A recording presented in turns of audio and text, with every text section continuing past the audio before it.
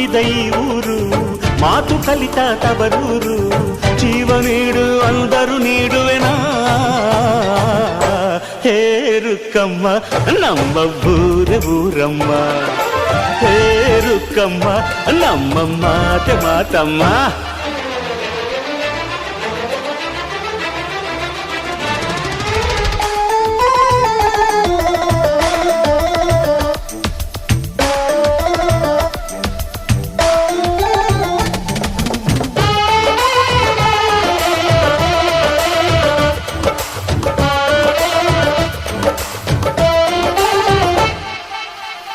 ಇಲ್ಲಿರೋ ಸೌಭಾಗ್ಯ ಎಲ್ಲೂ ಇಲ್ಲ, ಈಶ್ವರಿ ತಾಯಿ ಇರೋ ಊರೇ ಇದು.